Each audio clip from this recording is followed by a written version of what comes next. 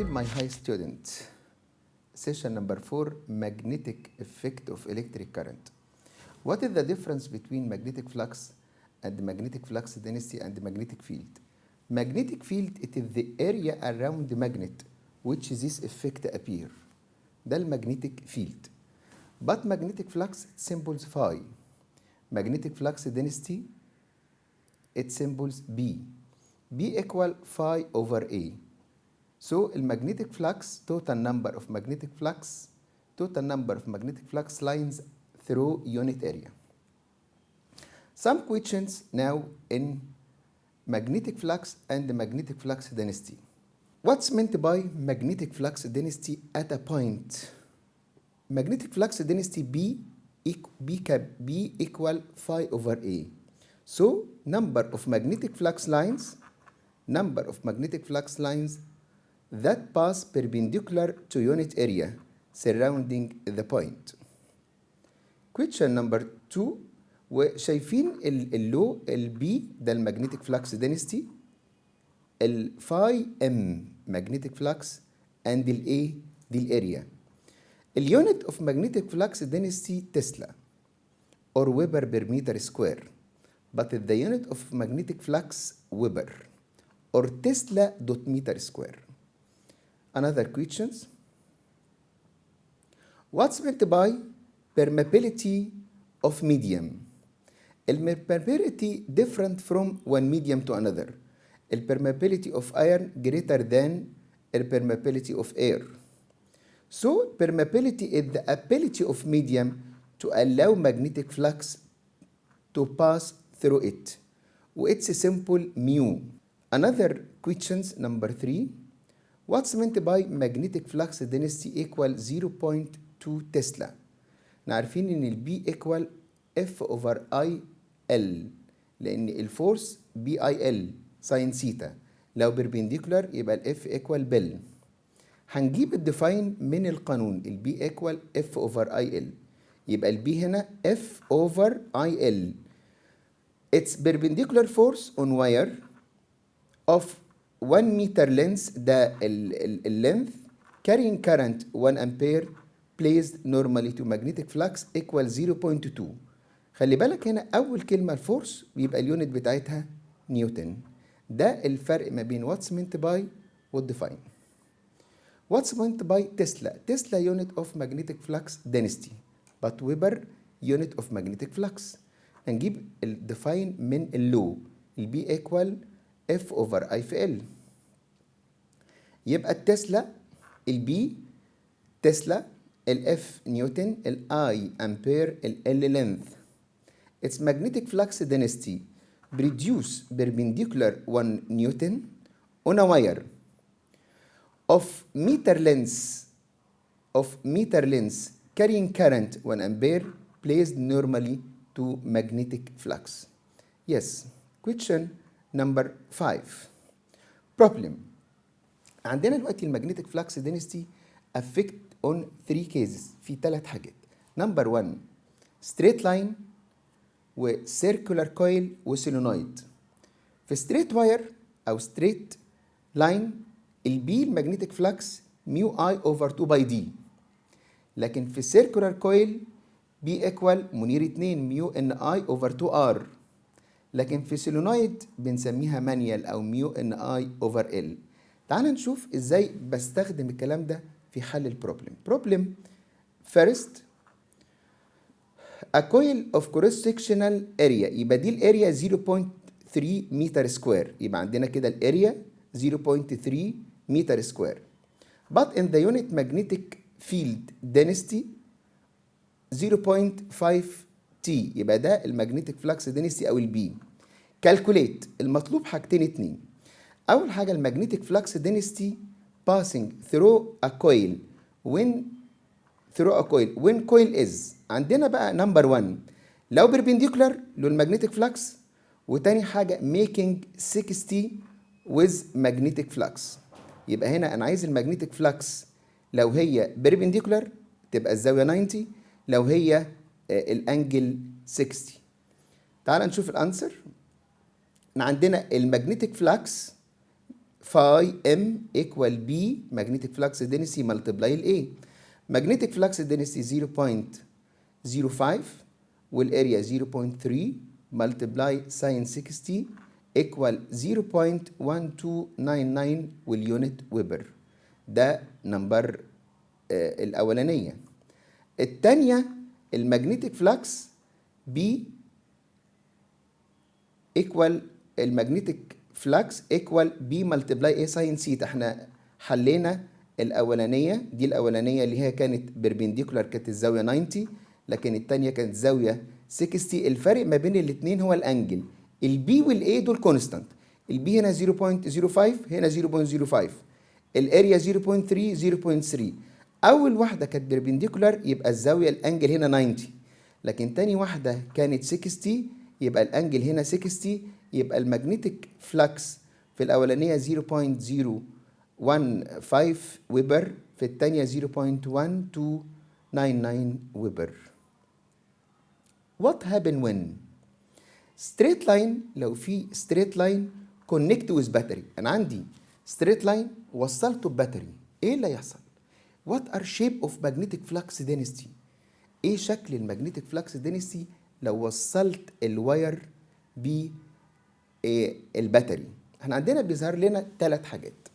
نمبر 1 بيبقى concentrate when near to magnetic flux أو concentrate when near to point، دي نمبر 1. circular و increase when near to wire and decrease when far away to wire. يبقى الانسر هنا أول حاجة بيبقى concentrate circles، تبقى دواير. نمبر 2 they are close to each other، بنقرب من بعض near to the wire، يبقى لما بنقرب للواير increase.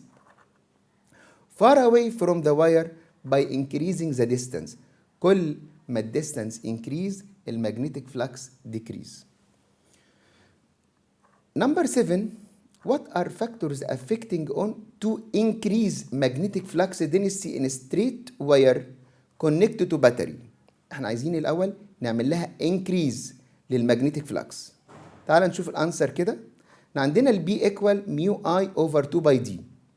يبقى أنا عايز أعمل increase للمagnetic flux، هعمل increase للكرنت أو decrease للديستانس. يبقى هنعمل increase للكرنت أو decrease للديستانس. تعال نشوف الانسر. يبقى الكرنت intensity increase because إن المagnetic flux density directly proportional to electric current and the distance between point and the center of fire decrease because إن المagnetic flux density inversely proportional to distance.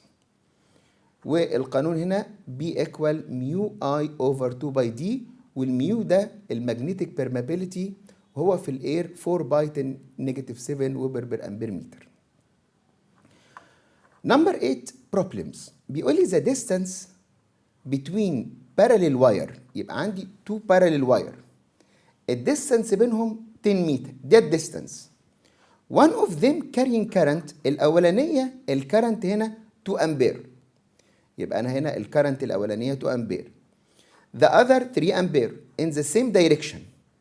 find عايز neutral point، مادام same direction يبقى النيوترال بوينت between them. أنا suppose إن الديستانس ما بين واحدة والبوينت دي، يبقى التانية هتكون كام؟ 10 سنتيمتر ماينس دي، ولازم أحول من السنتيمتر إلى المتر، يبقى 10 نيجاتيف 2. أوكي، يبقى تعال نشوف الأنسر هنا. طبعا نيوترال بوينت يبقى 100% البي 1 ايكوال بي 2. البي 1 في ستريت واير ميو اي 1 اوفر 2 باي دي ايكوال ميو اي 2 2 باي دي. الميو وال2 باي كانسل تو ايتش اذر، يبقى الاي 1 اوفر اي 2 الاي 1 اوفر دي 1 ايكوال اي 2 اوفر دي 2. احنا عندنا الاي 1 ب 2 والديستانس الاولانيه هنسبوز ان هي دي.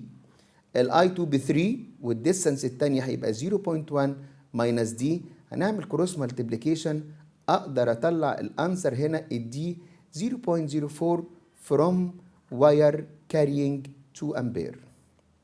ده الفاينل ريزلت. يبقى احنا قلنا عملنا كروس مالتيبليكيشن، قلنا ال 3D equal 0.2 minus 2D، يبقى ده نيجاتيف راح الناحية التانية بقى بالبوزيتيف، يبقى 5D equal 0.2، يبقى D equal 0.4 from the wire carrying 2 ampere.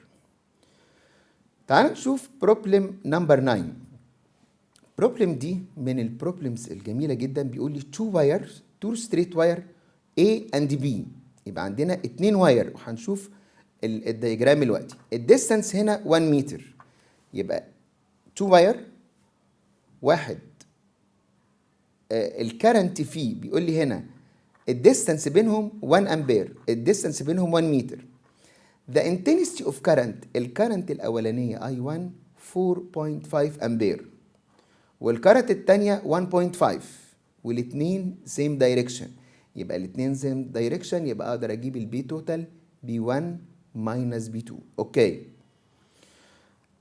بعد كده في بوينت، بدل في بوينت هنا يبقى دي another problems، مسألة تانية. بيقول لي the circular coil of turn، يبقى لأن هنا ب1 ومديني الراديوس 10 باي سنتيمتر، يبقى لازم أحول من السنتيمتر إلى متر divided 100، is placed between two wires in the same plane، والاتنين في same plane، and the center is the distance 0.1 from the wire A. وهنشوف الدياجرام مع بعض دلوقتي. What is the intensity؟ هو هنا المطلوب حاجتين اتنين، الانتنستي والدايركشن بتاعت الكرنت through circular coil، وبيقول لي المagnetic flux عند السنتر equal 0. تعال نشوف الدياجرام. ادي الدياجرام. طبعا ما دام المagnetic flux عند السنتر بزيرو يبقى ده نيوترال بوينت. يبقى أنا اول حاجه هنعمل ايه؟ اول حاجه عندنا هنا ادي هنا الواير الاولاني وادي الواير التاني، هنجيب التوتال ماجنتيك فلكس ما بين الاثنين واير، يبقى البي توتال هنا هيبقى البي 1 ماينس بي 2. بعد كده هساوي الماجنتيك فلكس بتاعت الاثنين واير بالماجنتيك فلكس بتاعت السيركولار كويل عشان اطلع الكرنت. تعال نشوف كده الانسر. اول حاجه بجيب البي توتال ما بين الاثنين واير، ميو اوفر 2 باي كومن فاكتورز اي 1 اوفر دي 1 ماينس اي 2 اوفر دي 2. الكلام ده ايكوال، طبعا بي ايكوال ميو اوفر 2 باي هنا الاي 1 4.5 ديفايدد 0.5 ماينس 1.5 ماينس 0.5، كده جبنا البي توتال 3 ميو اوفر باي. انا هسيب الميو كما هي لان هو ما ادانيش الميو بكام، وهنساوي البي بتاعت الواير دي بالبي كويل لان قال لي هو عايز التوتال ماجنتيك فلكس ما بين الواير 2 وايرز والكويل بقت بزيرو، يبقى هنا في happens neutral point. اوكي، يبقى نقدر نقول ايه؟ ان البي واير اللي هي 3 ميو اوفر باي ايكوال بي كويل اللي هي ميو ان اي اوفر 2 ار اللي احنا كنا بنقول عليها منير 2. بي واير ميو اي اوفر 2 باي دي، البي كويل منير 2. لو عملنا كروس مالتيبليكيشن هيبقى الكرنت ايكوال 0.6 امبير. انا عايز اشوف بعد كده الايه الدايركشن. طب الدايركشن هنا ايه الدايركشن؟ طبعا احنا عارفين الكويل عكس الواير. انا هرجع تاني للشيب كده، هنرجع تاني للشيب اهو. مين الاكبر، ال 4.5 ولا ال 1.5؟ ال 4.5. يبقى ابلاي امبير رايت هاند رول، ادي امبير رايت هاند رول، الثمب في اتجاه الكرنت يبقى الريست في اتجاه الفيلد، يبقى كده الماجنتيك فلكس انتي كلوك وايز، ده الواير، يبقى الكويل عكسه، يبقى الكويل هنا كلوك وايز، يبقى the direction of magnetic flux in the coil اللي هي كلوك وايز. ودي تبقى الانسر. ادي هنا الفاينل ريزلت الدايركشن كلوك وايز. تعال نشوف بقى another questions اللي هي problem number 10. بيقول لي هنا two centric circular coil، في 2 circular coil. The first carries an electric current intensity 7 ampere. يبقى 2 كويل، الكرنت اللي في الاولاني اكتب كده الكرنت الاي اللي في الاولاني ايكوال 7 امبير. اوكي، والنمبر بتاعه وهنا مدين الان ب 400، هنكتب مع بعض كده. يبقى الكرنت الاولاني 7 امبير والN ب 400 ومديني الريديوس كمان ب 20 سنتيمتر، احولها ديفايدد 100 يبقى 0.2. يبقى مديني ثلاث حاجات، الكرنت 7 امبير والN 400 والريديوس 20 سنتيمتر يبقى 0.2.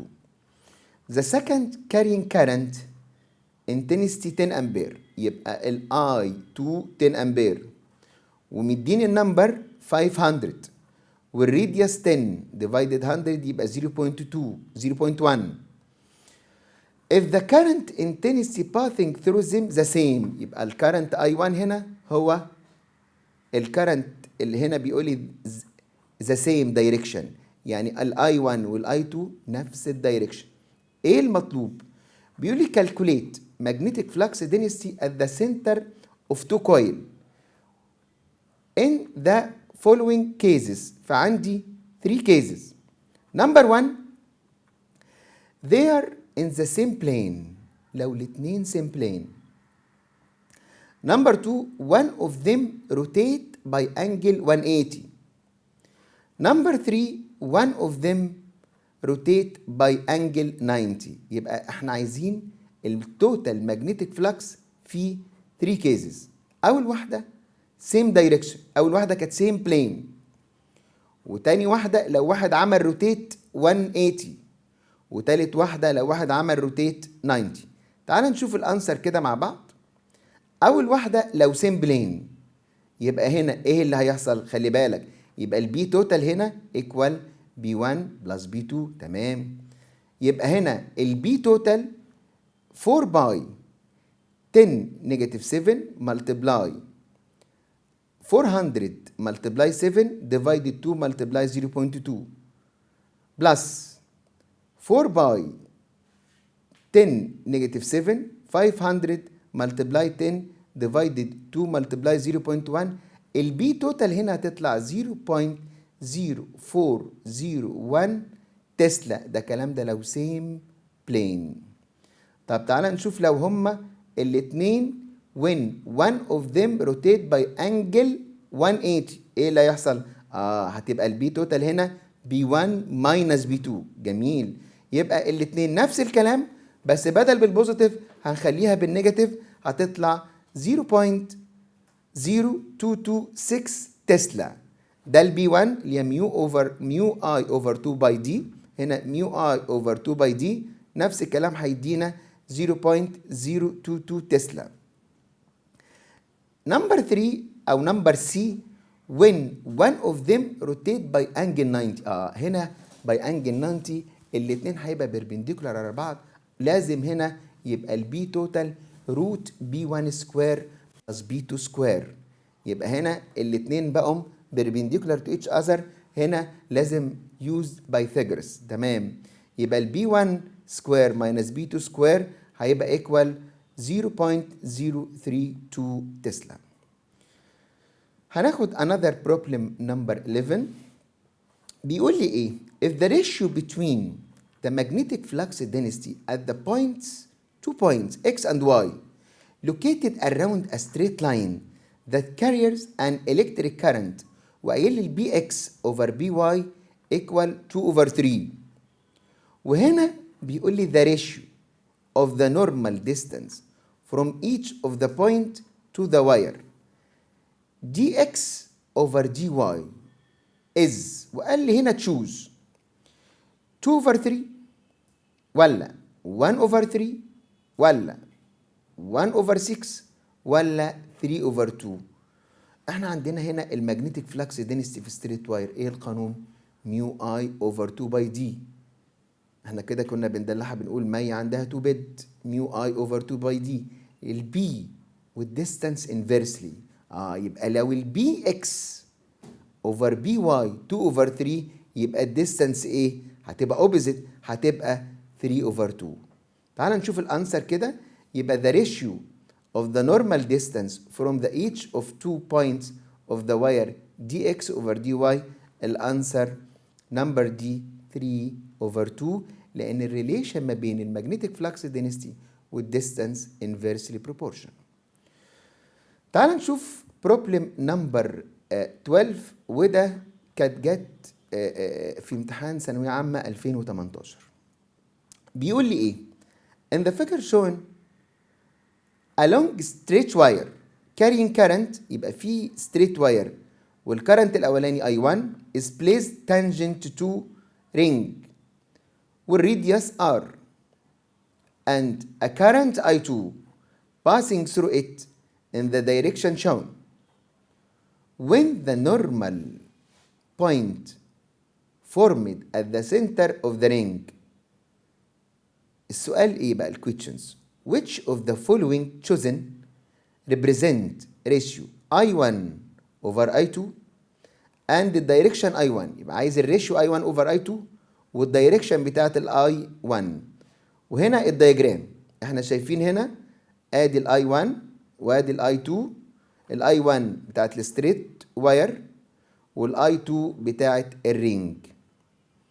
وهنا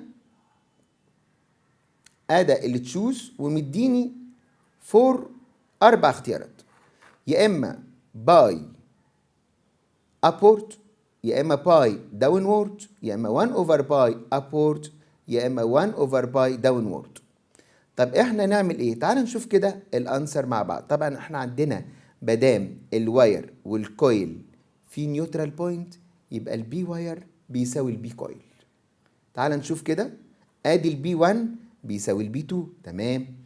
البي واير ميو اي 1 اوفر 2 باي دي 1 ايكوال ميو ان اي 2 اوفر 2 ار. ده المagnetic فلكس للكويل وده المagnetic فلكس للستريت واير. انا الميو اوفر 2 باي ايه اللي زي بعضه ممكن اكنسله، الميو مع الميو، ال2 مع ال2. تعال نشوف كده. لكن الديستانس والار لو رجعنا كده الدايجرام، الديستانس والار دول تانجنت. يعني هنا لو الواير كان تانجنت للكويل اقدر اقول ان الديستانس تساوي الراديوس. يبقى الفكرة المسألة ان الديستانس بتاعت الواير ايكوال للراديوس، فممكن اكنسلها مع بعض وهتكون الانسر كالاتي. يبقى الريشيو I1 over I2 هيطلع باي upward. تعال نشوف بروبلم نمبر 13 ودي جت 2019. بيقول لي هنا ايه؟ in the given figure two coils X and Y. الكويل X النمبر بتاعه N and to N respectively، يعني X ب N و Y ب 2N. ده معناها كده. and the current I passing through each of them، الاتنين فيهم I. the relation between the magnetic flux density، وعايز ال BY اللي at the center of C on the axis of coil X and ال B2 at the center أو point D on axis of coil Y. يبقى هنا مديني 2 كويل، طبعا كويل يبقى البي ايكوال منير 2. قال لي في الاتنين كويل هنا عايز الريشيو ما بين الاتنين بوينت عند الاكسس بتاعت الواي. ادي هنا مديني الدياجرام الاولاني وهنا الكويل اكس وهنا ده اللينس بتاعه ال وده نمبر سي، وادي الكويل التاني اللي هو 2 ال وبسميه كويل واي وده كويل اكس. كويل اكس اللينس هنا ال، الكويل واي هنا 2L. تعال نشوف بقى الانسر كده. احنا هنقول البي 1 هو قايل لي تشوز، يا اما البي 1 ايكوال 2 بي 2، يا اما البي 1 ايكوال بي 2، يا اما البي 1 بي 2 اوفر 2، يا اما البي 2 كوارتر بي 1. تعال نشوف الانسر كده. احنا هنقول البي 1 ايكوال بي 2. طبعا ليه البي 1 ايكوال بي 2؟ لان الميو اوفر 2 باي هنا ال2 هتتكنسل مع ال2 وال2 هنا تتكنسل مع ال2، هيبقى البي 1 ايكوال بي 2. تعال نشوف البروبلم نمبر 14. البروبلم نمبر 14 بيقول لي ايه؟ بيقول لي two solenoid one of them inside to each same axis same، وبيقول لي اللينس اوف انر solenoid 500 turn and 1500 turn a current to ampere flow inner solenoid. عايز الانتنسيتي in the outer one وبيقول مادام قايل لي المagnetic flux on axis 0 يبقى هنا البي 1 هتساوي البي 2. يبقى هنا ايه الانسر؟ خليك معايا. هنا البي 1 هتساوي البي 2. ليه؟ لان قال لي المagnetic flux في الاثنين equal to each other. يبقى البي 1 بتساوي البي 2. البي هنا equal ايه؟ ميو. احنا قلنا مادام سيلينويد مانيال ميو ان اي اوفر ال. مانيال الاولانيه بتساوي المانيال الثانيه. هقدر اكنسل مين مع مين؟ هنا الميو مع الميو. هنا 500 multiply 2 equal I2 multiply 1500. نقدر نطلع ال I2 0.66 أمبير. تعال نشوف كده البروبلم الأخيرة اللي هي نمبر 15. بيقول لي a copper coil carrying current 2 ampere from the east to west direction. What is the magnitude and the direction of magnetic flux which produce a force 0.1 Newton per length. يعني هنا the force per length of the wire in direction from down to up. طبعا هنا لما نيجي نحل البروبلم دي انا بقول ايه؟ بدام from down to up يبقى هنا الفورس في ستريت واير carrying current placed in magnetic field الفورس بال. يبقى from down to up يبقى انا عايز اف اوفر ال زي ما حلل لك هنا. ادي الاف ايكوال بي اي ال from down to up. يبقى الاف ديفايدد ال ايكوال بي اي. يبقى هنا نقدر نقول المagnetic flux density اللي انا عايزها 0.01 divided 2. يبقى المagnetic flux density لو قلنا 0.01 divided 2 equal 0.5 multiply 10⁻2 تسلا. ودي perpendicular to the surface of page. يبقى انا البروبلم دي فهمنا منها حاجتين اتنين. اول حاجه انا عندي الفورس في ستريت واير carrying current placed in magnetic fields الاف ايكوال بي اي ال ساين ثيتا.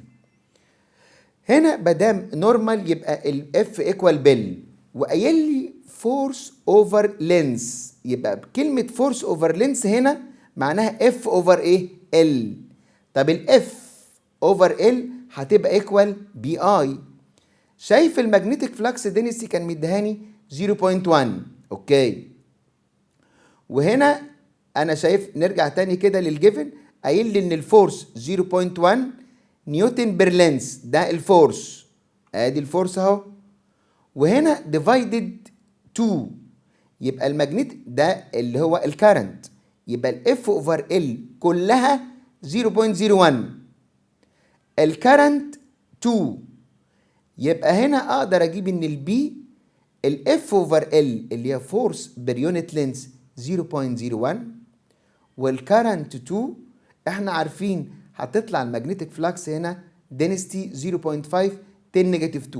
اليونت اوف magnetic فلكس density قلنا يا اما ويبر بير متر سكوير يا اما تسلا. طبعا هنا perpendicular to the page. كده قدرنا نلم الجزء الاولاني بتاع المagnetic field of electric current بتاع شابتر 1. Thank you for my students وإلى اللقاء إن شاء الله في session number 5. Thank you very much Mr. عماد سامي. شكرا.